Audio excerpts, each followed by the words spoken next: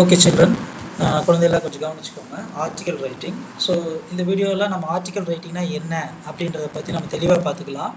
Article writing இது வந்து பார்த்தோம் அப்படின்னா ஃபர்ஸ்ட் இது எக்ஸாமில் கேட்பாங்களா? எஸ், ஆப்வியஸ்லி இது கேட்பாங்க. இது எத்தனை டைம்ஸ் சார் கேட்டிருக்காங்க? இது ஐ திங்க் ஒரு 3 டைம்ஸ் கேட்டிருக்காங்கன்னு நினைக்கிறேன். இந்த ஆர்டிக்கல் ரைட்டிங் எந்த கொஷினில் வரலாம்? 5 மார்க்ஸ் கொஷினில் வரும். இது வந்து கம்பல்சரி வருமா அப்படின்னு கம்பல்சரி வருமா அப்படின்னா it is a question mark. ஏன்னா இதுக்கு மல்டிபிள் சாய்ஸஸ் இருக்குது. ஒன்று நோட்டீஸ் ரைட்டிங் ஒன்று இருக்குது, ஆர்டிக்கல் ரைட்டிங் இது ஒன்று இருக்குது, பிளாக் ரைட்டிங் ஒன்று இருக்குது, அதுக்கப்புறம் வந்து பார்த்தோம் அப்படின்னா இமெயில் ரைட்டிங் அப்படின்னு சொல்லிட்டு ஒன்று இருக்குது, அதுக்கப்புறம் பேம்ப்ளெட் ரைட்டிங்னு சொல்லி இருக்குது. ஸோ இந்த மாதிரி ஒரு 6 டாபிக் இருக்கும். அந்த 6 டாப்பிக்கில் எது வேணாலும் வரலாம். ஸோ நோட்டீஸ் ரைட்டிங்கும் வரலாம், ஆர்டிக்கல் ரைட்டிங் வரலாம், பேம்ப்ளெட் ரைட்டிங் வரலாம், இல்லை டிராஃப்ட் ஸ்பீச் வரலாம், what ever it maybe. So இது நம்ம தரவு பண்ணி வச்சுக்கலாம். எக்ஸாம்பிள் கேட்டாங்க அப்படின்னா ரொம்ப ஈஸியாக 5 மார்க்ஸ் வாங்கக்கூடிய ஒரு டாபிக். அதனால இதை நம்ம பார்த்துக்கலாம். சரி, ஆர்டிக்கல் ரைட்டிங் அப்படின்றது என்ன பர்பஸ்க்காக எழுதுகிறோம் அப்படின்றத ஃபஸ்ட்டு தெரிஞ்சுக்கோ. We are writing article writing in order to share our ideas. நம்மளுடைய ஐடியாஸை மற்றவங்ககிட்ட ஷேர் பண்ணுறோம். அப்படி நம்ம ஷேர் பண்ணக்கூடிய அந்த ஐடியா என்னவா இருக்கணும்? அப்படி நம்ம ஷேர் பண்ணக்கூடிய அந்த ஐடியா வந்து பார்த்தோம் அப்படின்னா அது ஒரு ஃபேக்டாக இருக்கணும், ஒரு உண்மையாக இருக்கணும். பொய்யான ஒரு சம்பவத்தை நம்ம எழுதக்கூடாது. இப்போ சோசியல் மீடியாவில் நிறைய பேர் எழுதுவாங்க இல்லையா, இந்த மாதிரி போயிட்டு ஒரு இஷ்யூ போயிட்டுருக்கு, இந்த இஷ்யூக்கு இப்படி ஒரு ப்ராப்ளம் இந்த இஷ்யூனால இப்படி எல்லாம் இதெல்லாம் நிறைய ட்ராபேக்ஸ் இருக்குது அப்படின்னு சொல்லிட்டு நிறைய எழுதுவாங்க. ஸோ அந்த மாதிரி ஒரு ஐடியாவை நீ ஷேர் பண்ணுற, அந்த ஐடியாவில் வந்து உண்மை, அந்த ஐடியாவில் உண்மை இருக்கணும். அண்ட் மற்றவங்களோட உன்னுடைய ஒப்பீனியனும் இருக்கணும். Opinion with others. உன்னுடைய ஒப்பீனியனை மற்றவங்களோட ஷேர் பண்ணிக்கிற மாதிரி இருக்கணும். உன்னுடைய ஐடியாவை, உன்னுடைய ஃபேக்டை, உன்னுடைய ஒப்பீனியனை நீ மற்றவங்களோட ஷேர் பண்ணுற. ஸோ அந்த ஐடியா வந்து உண்மையாக இருக்கணும். அண்ட் மோரோவர் உன்னுடைய ஒப்பீனியனும் அதுக்குள்ளே இருக்கணும். புரிஞ்சுதுங்களா? ஓகே, அடுத்தது இந்த ஆர்டிக்கல் ரைட்டிங் அப்படின்றது எதுக்காக எழுதுறோம், என்ன purpose, what is the purpose of writing article writing அப்படின்னு சொல்லி பார்த்தோன்னா இட் இஸ் ஜென்ரலாக. கீழே வந்து பர்பஸ்ன்னு சொல்லி தனியாக இருக்கும், இது ஜென்ரலாக பார்க்குறோம். ஜென்ரலாக வந்து பார்த்தோன்னா ஆர்டிக்கல் ரைட்டிங் எங்கெங்கே இருக்கும் அப்படின்றது obviously it is school magazine, newspaper or website. So school மேகசின்லையோ நியூஸ் பேப்பர்லையோ வெப்சைட்டில், அதாவது பிளாக் ரைட்டிங்லையோ வந்து பார்த்தோம் அப்படின்னா இந்த மாதிரி நம்ம ஆர்டிக்கல் ரைட்டிங் அப்படின்றது நிறையா பார்க்கலாம்.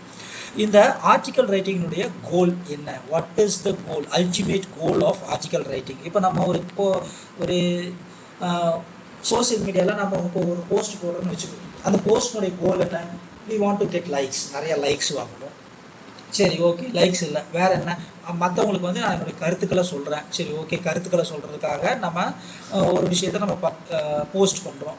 இல்லை அப்படின்னா மற்றவங்களுக்கு இதை தெரியப்படுத்துகிறேன். ஓகே, இதை தெரியப்படுத்துறதுக்காக நம்ம ஒரு போஸ்ட் போடுறோம். இல்லை அப்படின்னா எனக்கு தெரிஞ்ச ஒரு விஷயம் இது வந்து மற்றவங்களுக்கு தெரிஞ்சது அப்படின்னா நல்லா இருக்கும் அப்படின்றதுக்காக நான் ஷேர் பண்ணுறேன். ஓகே, இதுக்காகவும் பண்ணலாம். ஸோ இப்போ ஹியர் இந்த ஆர்டிக்கல் ரைட்டிங்குடைய கோல் என்ன அப்படின்னா is to inform to other பீப்புளுக்கு. You are informing to other people about a current issue. ஒரு ப்ராப்ளத்தை நீ மற்றவங்ககிட்ட இன்ஃபார்ம் பண்ணுற அண்ட் எஜுகேட். அவங்கள வந்து பார்த்த அப்படின்னா எஜுகேட் பண்ணுற அப்படின்னா அவங்களுக்கு வந்து பார்த்தோம் அப்படின்னா இதெல்லாம் பண்ணலாம், இதெல்லாம் பண்ணக்கூடாது அப்படின்றதுல ஒரு எஜுகேட் பண்ணுற. அதாவது அவங்களுக்கு வந்து you are giving advice and entertain the readers. இதுதான் ரொம்ப முக்கியம். ஆர்டிக்கல் ரைட்டிங் அப்படின்றது வந்து ரொம்ப மொனாட்டனஸாக போரிங்காக போயிட்டு இருக்கக்கூடாது. It has to entertain. அது வந்து மக்களை வந்து படிக்கிற மாதிரி இருக்கும். சும்மா நம்ம ஏதோ ஒன்று எழுதிட்டோம் அப்படின்னா அது வந்து பெருசாக போகாது. இப்போ நம்ம ஏதாவது ஒரு பிளாக், இப்போ நம்ம ஏதாவது ஒன்று சோசியல் மீடியாவையோ இல்லை கூகுள் க்ரோமையோ நீ ரெஃபர் பண்ணிட்டு போயிட்டு இருக்கும்போது டக்குன்னு கீழே வந்து பார்த்தோன்னா ஏதாவது ஒரு நியூஸ் மாதிரி ஒன்று வரும். அந்த நியூஸ் வந்து பார்த்தோன்னா அந்த டைட்டில் படிக்கும் போதே நம்மளுக்கு வந்து பார்த்தோன்னா ரொம்ப ஒரு ஈகராக இருக்கும், க்யூரியாசிட்டியாக இருக்கும். 11th பப்ளிக் எக்ஸாம் கேன்சல் செய்யப்படுகிறது, அந்த மாதிரி சம்திங். அப்படி கேன்சல் பண்ண மாட்டாங்க, just telling you an example. அப்போ அந்த மாதிரி அப்படி பார்க்கும்போது நம்மளுக்கு என்ன ஆகும் அப்படின்னா உங்களுக்கு இன்னும் சம்திங் இருக்கும் போல இருக்கு அப்படின்னு சொல்லிட்டு we will get into the topic. அதே மாதிரி நீ ஒரு விஷயத்தை நீ படிக்கிற அப்படிங்கும்போது அதுக்கு நம்மளுக்கு ஒரு என்டர்டெயின் பண்ணுற மாதிரி இருக்கும். சும்மா நம்ம ஏதோ இப்போ சப்ஜெக்ட் புக்ஸை தாண்டி மற்ற புக்ஸ் நீ படிக்கிற அப்படிங்கும்போது அந்த புக்ஸ் மூலமும் உனக்கு ஏதாவது ஒரு என்டர்டெயின் கிடைக்கும், உனக்கு ஏதாவது ஒரு டைம் பாஸ் ஆகிற மாதிரி இருக்கணும். அண்ட் மோர் ஓவர் உன்னோட இன்ட்ரெஸ்ட்டும் கிரியேட் பண்ணுற மாதிரி இருக்கணும். ஸோ அதுதான் ஆர்டிக்கல் ரைட்டிங். ஸோ இந்த ஆர்டிக்கல் ரைட்டிங்குடைய முக்கியமான கோல் அப்படின்னா மற்றவங்களுக்கு இன்ஃபார்ம் பண்ணுற மாதிரி இருக்கணும், மற்றவங்களை எஜுகேட் பண்ணுற மாதிரி இருக்கணும், படிக்கக்கூடியவங்களை என்டர்டெயின் பண்ணுற மாதிரி இருக்கணும். And moreover it has to be simple and interesting. ரொம்ப சிம்பிளாகவும் இன்ட்ரெஸ்டிங்காகவும் கொடுக்கணும். நம்மளுடைய கிரியேட்டிவிட்டியை இதில் தான் நம்ம காட்டணும். Okay, purpose, reason behind this article writing. இந்த ஆர்டிக்கல் ரைட்டிங் எழுதுறது மூலமாக என்ன பர்பஸ் அப்படின்னா ஒரு இன்ஃபர்மேஷனை ரொம்ப ஒரு முக்கியமான ஒரு இன்ஃபர்மேஷன், அதான் ரொம்ப முக்கியம், சம்திங் இம்பார்ட்டன்ட், ரொம்ப முக்கியமான ஒரு இன்ஃபர்மேஷனை உங்களுடைய ஆர்டிக்கல் ரைட்டிங் மூலமாக நீ தெரியப்படுத்துகிற. அடுத்தது நீ ஒரு டாபிக் ஒன்று சூஸ் பண்ணியிருப்ப, அந்த டாப்பிக்கை ரொம்ப கிளியராக எக்ஸ்பிளைன் பண்ணியிருப்ப. அதுக்கப்புறம் வந்து பார்த்தோன்னா உன்னுடைய ஒப்பீனியன், இப்போ ஒரு பொல்யூஷன் எடுத்துட்டேன் அப்படின்னா அந்த பொல்யூஷனில் உன்னுடைய பர்சனல் ஒப்பீனியன் என்ன அப்படின்றதையும் நம்ம ஷேர் பண்ணலாம். அதுக்கப்புறம் மக்கள் மத்தியில் ஒரு அவேர்னஸ் கிரியேட் பண்ணி அந்த மக்கள்கிட்ட அந்த ஒரு மக்கள் மத்தியில் அது ஒரு சேஞ்சை கொண்டு வரலாம். ஸோ இதெல்லாம் தான் வந்து பார்த்தோன்னா ஆர்டிக்கல் ரைட்டிங்குடைய பர்பஸ். Okay, next one. இந்த ஆர்டிக்கல் ரைட்டிங்குடைய முக்கியமான பர்பஸ் என்ன, எப்படி இது நம்ம வந்து மக்கள் முதல்ல நம்ம பார்த்தோம், இது வந்து it has to B entertain the readers அப்படின்னு சொல்லி முதல்ல நம்ம பார்த்துட்டோம். அப்போது இது எந்த மாதிரி என்டர்டைனிங்காக கொண்டுட்டு போகலாம் அப்படின்னா பை ஸ்டோரி டெல்லிங் ஒரு இன்ட்ரெஸ்டிங் ஃபேக்ட். ஒரு சில ஸ்டோரி டெல்லிங் மூலமாகவும் நீ அந்த ஆர்டிக்கல் சொல்லலாம். இல்லை அப்படின்னா ஒரு இன்ட்ரெஸ்டிங் ஃபேக்ட், அந்த ஒரு டாபிக் ஒன்று எடுத்துக்கிட்டு இல்லையா, அந்த டாபிக்கு ரிலேட்டடாக இருக்கக்கூடிய ஒரு ஃபேக்டை கூட நீ என்ன பண்ணலாம் அதில் சொல்லி அந்த ஆர்டிக்கல் ரைட்டிங்கை எழுதலாம். அடுத்தது இது இந்த ரெண்டும் நம்மளுக்கு தேவையா, definition and purpose of article இது தேவையில்லை, பட் இது தெரிஞ்சிருச்சு அப்படின்னா உனக்கு எழுதுறது கொஞ்சம் ஈஸியாக இருக்கும். ஓகே, இப்போ நம்ம டாபிக்ல வந்துட்டோம். I mean how to write article writing, formats of an article or what are the parts that has to be included. First one வந்து பார்த்தோம் அப்படின்னா அந்த டைட்டில் ரொம்ப ரொம்ப முக்கியம். அந்த டைட்டில் வந்து நமக்கு மோர் ஓவர் ஃபர்ஸ்ட் சென்டென்ஸ்லேயே கொடுத்துருப்பாங்க. பேஜ் நம்பர் 113ல pollution is a major concern அப்படின்னு சொல்லிட்டு உனக்கு ஒன்று கொடுத்துருக்காங்க. அது கீழே வந்து பார்த்தோம்னா pollution is a major issue in India, anything added into the environment that results in producing harmful or poisonous effect on living things is called pollution அப்படின்னு சொல்லிட்டு அவங்க ஒரு ஷார்ட் பேரா மாதிரி கொடுத்துருக்காங்க. So on reading this paragraph we will come to know about the title. நம்மளுக்கு title என்ன அப்படின்றது தெரிஞ்சிடும். அந்த டைட்டிலை வச்சு அந்த டைட்டில் வந்து நம்ம எழுதிடுவோம். அந்த டைட்டில் நீ சூஸ் பண்ணக்கூடிய டைட்டில் எப்படி இருக்கணும் அப்படின்னா it has to be catchy. கேட்சின்னு என்ன சார், பால் வருது பிடிக்கிறதா அப்படியெல்லாம் கிடையாது. கேட்சி அப்படின்னா விச் மீன்ஸ் அட்ராக்டிவ், ரொம்ப அட்ராக்டாக இருக்கும். ஒரு ஆர்டிக்கலை படிக்கிறோம் அப்படின்னா அதனுடைய டைட்டில் ரொம்ப முக்கியம். இப்போ ஒரு புக்கு நம்ம ஒன்று வாங்குறோம் அப்படின்னா அந்த புக்கினுடைய டைட்டில் நம்மளை ஃபர்ஸ்ட் ஈர்க்கணும். அந்த டைட்டில் ஈர்த்ததுக்கப்புறம் உள்ளுக்குள்ள ஃபர்ஸ்ட் சாப்டர் நம்மளை இன்னும் என்கேஜ் பண்ணுவோம். அப்படி இருக்கும்போது நம்ம என்ன பண்ணுவோம் அப்படின்னா then we will go to buy that particular book. அது மாதிரி டைட்டில் அப்படின்றது ரொம்ப அட்ராக்டிவாக இருக்கணும். அண்ட் மோர் ஓவர் நீங்கள் எழுதக்கூடிய கான்டென்ட்டுக்கு that particular title has to be suitable. Okay, அடுத்தது இன்ட்ரோடக்ஷன். டைட்டில் நீ எழுதிட்டு அதுக்கப்புறம் டைட்டில் எழுதணுமா? நோ, டைட்டில் எழுதவே கூடாது. இது உங்களுக்கு புரியணும் அப்படின்றதுக்காக நான் இங்கே டைட்டில் கொடுத்துருக்கேன். சரி, இந்த டைட்டில் எழுதுனதுக்கப்புறம் என்ன பண்ணணும்? ஐ திங்க் அந்த பாயிண்ட் நான் எழுதல, பட் மென்ஷன் பண்ணல. பட் நீங்கள் எக்ஸாம்பிள் எழுதி டைட்டில் எழுதிட்டு அதுக்கு கீழே அந்த டைட்டில் எழுதினவங்களுடைய பேர் எழுதணும்.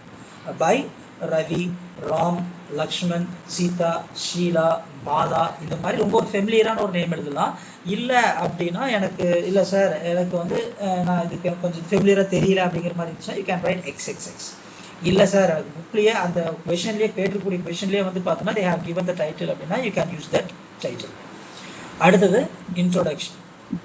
இந்த இன்ட்ரோடக்ஷன் அப்படின்றது வந்து பார்த்தோன்னா நான் முதல்ல சொன்னேன் இல்லையா, ஒரு புக்கினுடைய டைட்டில் ஃபர்ஸ்ட் நம்ம அட்ராக்ட் பண்ணணும். அதுக்கப்புறம் ஃபர்ஸ்ட் சாப்டர் வந்து நம்ம படிக்கணும் அப்படின்னு சொல்லிட்டு ஒரு கியூரியாசிட்டி கிரியேட் பண்ணணும். அந்த மாதிரி டைட்டில் பார்த்தோம்னா ஓகே படிக்கலாம் அப்படின்னு சொல்லி தோணும். அது ஃபர்ஸ்ட் சென்டென்ஸே வந்து பார்த்தோன்னா அது அப்படின்ற மாதிரி ஆகிடும். அப்போ ஃபர்ஸ்ட் சென்டென்ஸ் வந்து பார்த்தோம் அப்படின்னா ரொம்ப ஒரு மக்களை ஈர்க்கிற மாதிரி இருக்கும். எடுத்த உடனே இப்போ இந்த பாரு, இப்போ புக் பேக்கில் வந்து பார்த்தோன்னா pollution is a major issue in India. இப்போ எடுத்த உடனே இது வந்து பெரிய ப்ராப்ளத்தை பற்றி டீல் பண்ணியிருக்காங்களா அப்படின்னு சொல்லிட்டு நம்மளுக்கு என்ன ஆகும், படிக்கிறதுக்கான ஒரு கியூரியாசிட்டியை ஏற்படுத்தும். அப்போ இது இன்ட்ரோடக்ஷன். இந்த மாதிரி மக்களை உன்னுடைய ஆர்டிக்கல் பக்கம் அவங்களுடைய அட்டென்ஷனை உங்களுடைய ஆர்டிக்கல் பக்கம் திருப்புறதுக்கு இந்த இன்ட்ரோடக்ஷன் அப்படின்றது ரொம்ப ரொம்ப முக்கியம்.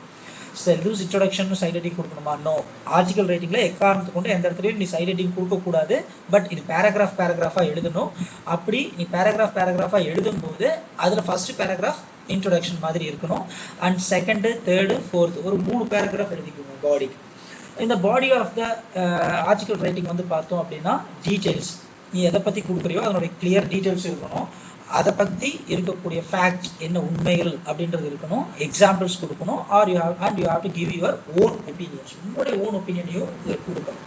பொல்யூஷன் எடுத்துட்டேன் அப்படின்னா அந்த பொல்யூஷனுடைய டீட்டெயில், எங்கெங்கே எப்படிலாம் பொல்யூஷன் ஆகுது, what are the types of pollution, facts, அந்த பொல்யூஷனால என்னென்ன பாதிப்புகள் ஏற்படுது, எக்ஸாம்பிள்ஸ். ஃபார் எக்ஸாம்பிள் உனக்கு நியர் சும்மா ஒரு 50 இயர்ஸாக நியர் சொல்லலாம், கற்பனையாக நியர் சொல்லலாம். இந்த மாதிரி எனக்கு தெரிஞ்சவங்க இருக்குங்க, இந்த மாதிரி பொல்யூஷனால இப்படி பாதிப்படைஞ்சாங்க அப்படின்ற மாதிரி நீயா கொடுக்கணும். அண்ட் யுவர் ஒப்பீனியன், இந்த பொல்யூஷனை ஸ்டாப் பண்ணுறதுக்கு நீ ஏதாவது ஒரு சொல்யூஷன் வச்சிருக்கியா, you have your own solution. அப்படி இருந்துச்சு அப்படின்னா அந்த சொல்யூஷனை கொடுக்கணும். And finally conclusion. இந்த கன்க்ளூஷன் வந்து பார்த்தோம் அப்படின்னா it should be short ending, summarize the article ஒரு கிவன் சஜஷன். நீ மேலே என்னென்னலாம் டீல் பண்ணியிருக்கிறியோ அதை ஒரு கன்க்ளூட் பண்ணுற மாதிரி இருக்கும். ஸோ இந்த மாதிரி நம்ம மேலே சொன்ன இந்த மாதிரி நிறையா பிரச்சனைகள் இருக்குது. இந்த பிரச்சனைகளுக்கு ஒரு சொல்யூஷன் அப்படின்றது it is in the hands of you readers. உங்கள் ரீடர்ஸ் கிட்ட தான் இருக்குது. So you please pay consciously, so you please pay attention to the pollution and aware of the pollution. Something இது மாதிரி நீ வந்து உன்னுடைய ஓன் ஐடியாவை வந்து நீ கன்க்ளூஷனில் கொடுக்குற மாதிரி பார்த்துக்கோ. And next one language style. இது நம்ம already I have gone through. ஒரு சில பேர் ஓன் பேராகிராஃப் எனக்கு எழுதி சப்மிட் பண்ணியிருக்கீங்க. கௌஸ்ரீ, கார்த்திகா, பிரணவ், சம்டைம்ஸ் விஸ்வா, இவங்கெல்லாம் வந்து எனக்கு ஓன் பேராகிராஃப் எழுதி சப்மிட் பண்ணியிருக்கீங்க. ஆன் சீயிங் தட், அது மட்டும் இல்லாமல் இன்னும் நிறைய பேர் வந்து ஓனாக ஒரு சில பேராகிராஃப் நிறைய டைம் எக்ஸாம் எழுதியிருக்கீங்க. ஸோ ஆன் சீயிங் தட் உங்களோட language style it is no other complaint, அது நல்லாவே இருக்கும்.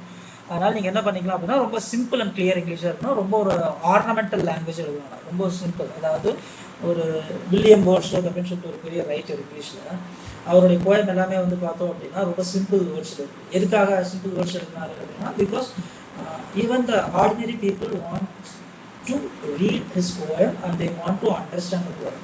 அப்போ நம்மளுடைய பாரதியார் இருக்காங்க, நம்மளுடைய லிட்ரேச்சரில், தமிழ் லிட்ரேச்சரில் பாரதியார் இருக்கார் இல்லையா, அவருடைய கவிதைகளும் வந்து பார்த்தோம்னா ரொம்ப சிம்பிள் அண்ட் கிளியராக இருக்கும். Okay, so next one short paragraph. So எழுதுறது ரொம்ப வளவளன்னு நம்ம லெசனுக்கு, போயமுக்கு, ஸ்டோரிக்கு எழுதுற மாதிரி ரொம்ப லென்த்தி பேராகிராஃப்ஸ் வேணால் there have to be short paragraph. A paragraph may contain 5 to 6 lines, maximum 5 lines. 6 lines வேணால் 5 lines இருக்கிற மாதிரி பார்த்துக்கோங்க. ஒரு பேராகிராஃப்க்கு 5 lines இருக்கிற மாதிரி. Obviously avoid spelling and grammar mistakes, no problem. உங்கள்கிட்ட அந்த மாதிரி பிரச்சனைகள் இருக்கிறது இல்லை. லிங்கிங் வேர்ட்ஸ் நம்ம ஆல்ரெடி சிம்பிள் காம்பவுண்ட் காம்ப்ளெக்ஸில் நம்ம பார்த்துருக்கோம். ஸோ பட் இந்த மாதிரிலாம் பார்த்துருக்கோம் இல்லையா, அந்த மாதிரி லிங்கிங் வேர்ட்ஸை அங்கங்கே யூஸ் பண்ணிக்கலாம். ஸோ இது வந்து ரொம்ப ஒரு ஃபார்மலான, ஒரு செமி ஃபார்மலான ஒரு இருக்கிற மாதிரி பார்த்துக்கணும். ரொம்ப ஒரு ஃபார்மல் டோனில் இருக்கணும். செமி ஃபார்மல் அப்படின்னா ஃபார்மலோட கொஞ்சம் செகண்ட் கிரேட்.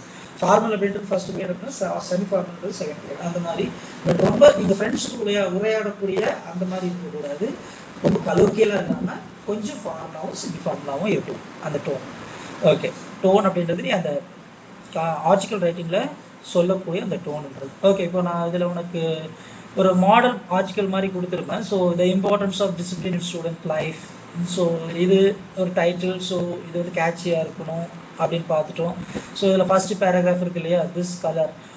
இந்த ஆர்டிகல் இது வந்து பார்த்தோம் அப்படின்னா it is about the introduction. சிம்பிளாக கொடுத்துருக்கோம். So this is introduction.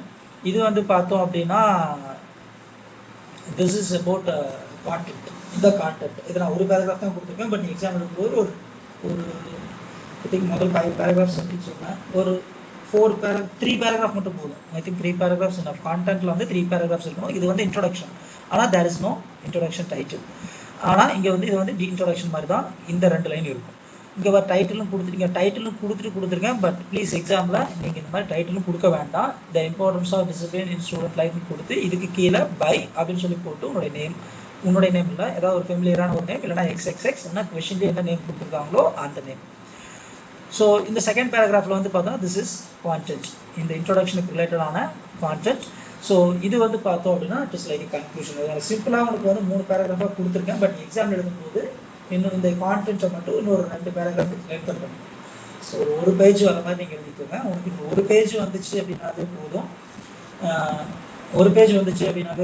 And அது வந்து பப்ளிக் எக்ஸாமில் அந்த பேப்பரில் எழுதும்போது, அந்த ஸ்கிரிப்டில் எழுதும்போது 2 pages மட்டும் கவர் ஆகும். So I think it is more enough. I think hope you have understood well. சும்மா சரி அட்லீஸ்ட் உங்களுக்கு ஒரு ஐடியா கிடைக்கணும் அப்படின்னு பார்த்தா அது போட்டோம். ஸோ உங்களுக்கு புரியுதான்னு பாரு. புரியல அப்படின்னாலும் no problem. Tomorrow we will see it in the class. Thank you குழந்தை. And I want you to prepare well. Moreover 9th C-ல நீங்கள் எப்படிலாம் இருந்தீங்களோ அதே மாதிரி 10th C-லையும் ஒரு நல்ல மார்க்ஸ் எடுத்து ஐ திங்க் நிறையா ஸ்டூடெண்ட்ஸுக்கு வந்து அதுக்கான வாய்ப்புகள் இருக்குது. ஏன்னா நான் ஃபுல் மார்க்ஸ் சென்டர் பண்ணிக்கிறதுக்கான வாய்ப்புகள் நிறையா இருக்குது. அந்தளவுக்கு வந்து பார்த்தீங்கன்னா நல்ல ஒரு இன்தூசியாஸ்டிக்காக ஈகராக உன்னுடைய ஒவ்வொரு ஆக்டிவிட்டியும் இருந்துட்டு இருக்கு. So I am so impressed and I wish you all the very best. Have a good preparation and don't prejudge your question paper நீ ஏன் ப்ரீஜட்ஜ் பண்ணிக்காது. ஐயோ கொஷின் பேப்பர் டஃபாக வருமே, என்ன பண்ணுறது, how to write an exam, how to get maximum marks. ஐயோ mark குறைச்சி என்ன பண்ணுறது, நோ நோ நீட், பிரச்சனையே கிடையாது. Whatever it may be, have trust on your preparation. உங்களுடைய ப்ரிப்பரேஷன் மேலே முழு நம்பிக்கையை வச்சு நீ நல்லா ப்ரிப்பேர் பண்ண, definitely it will help you. அது உங்களுக்கு டெஃபினட்டாக ஹெல்ப் பண்ணும். உங்களோட ப்ரிப்பரேஷன் வந்து எப்பவுமே உனக்கு கை கொடுக்காம போகாது. அதுக்காக வந்து ஐயோ ராப்பகலாக உட்காந்து படிக்கணும் அப்படின்ற ஒரு மைண்ட் செட்டும் நீ அந்த மாதிரி கிரியேட் பண்ணிக்கோன்னா அதுக்கு டைம் இருக்குது. இப்போதைக்கு நம்ம எல்லாத்தையும் கவர் பண்ணி ஓரளவுக்கு படிச்சுக்கணும். ஸோ மென்டல் ரிலாக்ஸேஷன் அப்படின்றது ரொம்ப முக்கியம். ரொம்ப ஸ்ட்ரெஸ் போட்டு ரொம்ப ஸ்ட்ரெஸ் ஆகி டென்ஷன் ஆகி படிச்சுட்டு இருக்காதிங்க. ரொம்ப ரிலாக்ஸாக ரொம்ப ஜாலியாக படிங்க. பப்ளிக் எக்ஸாமு இப்போவே பப்ளிக் எக்ஸாம் வந்துருச்சு அப்படின்ற மாதிரி நீங்கள் ரொம்ப ஒரு சில பேர் நல்லா பேர்டன் ரொம்ப ஸ்ட்ரெஸ் போட்டு படிச்சுட்டு இருக்கீங்க. அந்தளவுக்கு வந்து ஸ்ட்ரெஸ் போட வேண்டாம். படிக்கணும், படிக்கிறது முக்கியம் தான், பட் அதுக்காக ரொம்ப ஸ்ட்ரெஸ் போடணும். ஸ்ட்ரெஸ் போட்டிங்க அப்படின்னா படிக்கிறது எதுவும் மனசில் நிற்காது. சரியா? நம்ம படிக்கிறது மனசில் நிற்கணும் அப்படின்னா கொஞ்சம் ஜாலியாக ஒரு ஸ்டோரி புக்கை படித்தோன்னா எப்படி படிக்கணுமோ அந்த மாதிரி ஈஸியாக படிச்சுருக்கோங்க. கான்செப்டை மட்டும் அண்டர்ஸ்டாண்ட் பண்ணிக்கோங்க. ஐ wish you all once again I wish you all the best. Thank you.